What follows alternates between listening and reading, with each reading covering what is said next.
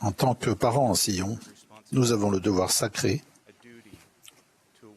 d'éveiller en nos enfants la passion et l'engagement envers la joie, la lumière et les vérités de l'Évangile de Jésus-Christ. Tout en élevant nos enfants, nous établissons des traditions dans notre foyer et nous édifions des modèles de communication et de comportement dans nos relations familiales. Ce faisant, les traditions que nous établissons doivent inculquer à nos enfants des traits de bonté inébranlables qui leur donneront la force d'affronter les difficultés de la vie. Depuis de nombreuses années, traditionnellement, tous les ans, notre famille va camper en altitude dans les montagnes Uinta du nord-est de l'Utah. Nous faisons une trentaine de kilomètres sur une route de terre rocailleuse pour arriver dans une belle vallée verte, entourée des parois vertigineuses du canyon, au travers duquel coule une rivière à l'eau froide et claire. Chaque année, espérant réaffirmer la valeur des enseignements et des pratiques de l'Évangile dans le cœur de nos enfants et petits-enfants, Suzanne et moi demandons à chacun de nos 6 fils et à leurs familles de préparer un court message sur un sujet qu'ils jugent être un élément important du fondement d'un foyer centré sur le Christ. Nous nous réunissons ensuite pour une veillée familiale, dans un endroit isolé, et chacun présente son message. Cette année, nos petits-enfants ont écrit le sujet de leur message sur des pierres. Puis, un à un, ils les ont enterrées les unes à côté des autres, représentant ainsi un fondement sûr d'une vie heureuse.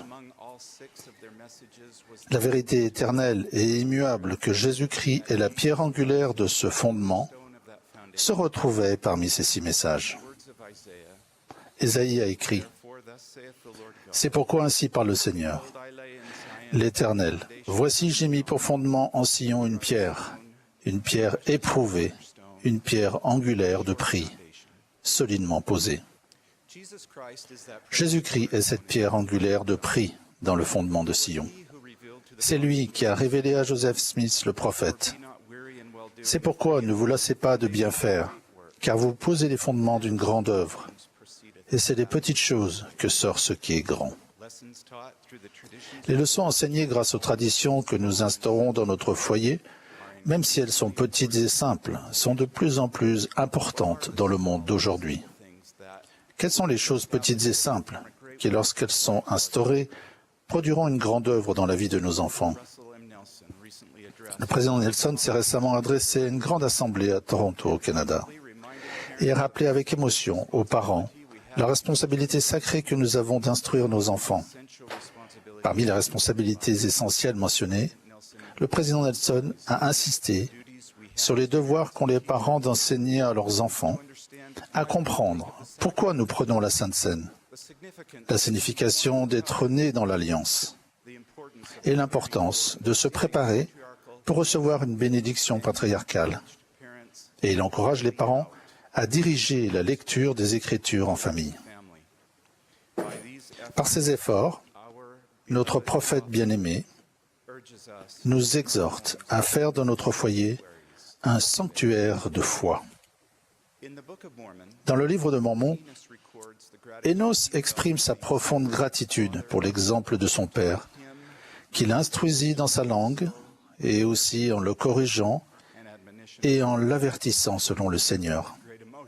Avec une grande émotion, Énos exclame « Et béni soit le nom de mon Dieu pour cela ». Je chéris les traditions petites et simples que nous avons instaurées dans notre foyer au cours des plus de 35 années de notre mariage. Beaucoup de nos traditions sont simples et cependant importantes.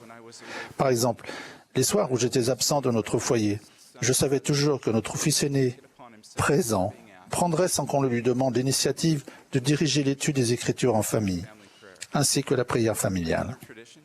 Une autre tradition, nous ne quittons jamais notre foyer ni ne cessons une conversation téléphonique sans dire « je t'aime ». Notre vie a été bénie parce que nous avons consacré régulièrement du temps à avoir des entretiens personnels avec chacun de nos fils. Au cours de l'un d'eux, j'ai demandé à notre fils quels étaient ses désirs et sa préparation pour aller en mission. Après avoir discuté ensemble, il y a eu un moment de silence songeur.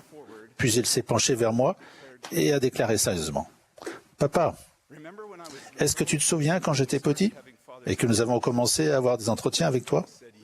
J'ai répondu « Oui ». Il a dit, « Je t'avais promis que je ferais une mission et tu m'avais promis que toi et maman iriez en mission quand vous seriez vieux. » Puis il y a eu un autre moment de silence. « Avez-vous quelque chose qui vous empêche d'en faire une ? Parce que je pourrais peut-être aider. » Les traditions familiales saines et constantes, qui incluent la prière, la lecture des Écritures, la soirée familiale et l'assistance aux réunions d'église, bien que paraissant petites et simples, créent une culture d'amour, de respect, d'unité et de sécurité. Bénéficiant de l'esprit qui accompagne ces efforts, nos enfants sont de mieux en mieux protégés des traits enflammés de l'adversaire, si présents dans la culture du monde de notre époque. Cela nous rappelle le sage conseil de Laman à ses fils. Souvenez-vous que c'est sur le roc de notre Rédempteur, qui est le Christ, le Fils de Dieu, que vous devez bâtir votre fondation, afin que lorsque le diable enverra ses vents puissants, oui, ses traits dans le tourbillon, oui, lorsque toute sa grêle et sa puissante tempête s'abattront sur vous, cela n'ait aucun pouvoir sur vous pour vous entraîner en bas jusqu'au gouffre de misère et de malheur sans fin, à cause du roc sur lequel vous êtes bâti, qui est une fondation sûre, une fondation telle que si les hommes construisent sur elle, ils ne peuvent tomber. Il y a des années, alors que j'étais un jeune évêque, un vieil homme a demandé à me rencontrer. Il a décrit son départ de l'Église et les traditions justes de ses parents quand il était jeune. Il a exprimé en détail le chagrin qu'il a éprouvé au cours de sa vie, alors qu'il recherchait vainement une joie durable dans le bonheur passager que le monde a à offrir. À présent, dans les dernières années de sa vie, il ressentait les murmures tendres, parfois lancinants de l'Esprit de Dieu, le ramenant aux leçons, aux habitudes, aux sentiments et à la sécurité spirituelle de son enfance. Il a exprimé sa gratitude pour les traditions de ses parents et employant des paroles modernes, il s'est fait l'écho de la proclamation des noces. Béni soit le nom de mon Dieu pour cela. D'après mon expérience, le retour à l'évangile de ce cher homme est caractéristique de beaucoup et se répète souvent parmi les enfants de Dieu qui quittent l'Église pour un temps, pour revenir ensuite aux enseignements et aux habitudes de leur jeunesse. Dans ces moments-là, nous sommes témoins de la sagesse de l'auteur des Proverbes, qui exhorte ainsi les parents. Instruis l'enfant selon la voie qu'il doit suivre, et quand il sera vieux, il ne s'en détournera pas. Chaque parent fait face à des moments de frustration et à divers niveaux de détermination et de force pendant l'éducation de ses enfants. Cependant, quand ils font preuve de foi en instruisant leurs enfants avec franchise, amour, et en faisant tout ce qu'ils peuvent pour les aider tout au long de leur parcours, les parents reçoivent l'espoir accru que les graines semées prendront racine dans le cœur et l'esprit de leurs enfants. Moïse a bien compris le besoin fondamental d'enseignement constant. Il a conseillé « Tu inculqueras diligemment ces paroles à tes enfants, et tu en parleras quand tu seras dans ta maison, quand tu iras en voyage, quand tu te coucheras et quand tu te lèveras. » Nous nous agenouillons à côté de nos enfants pendant la prière en famille.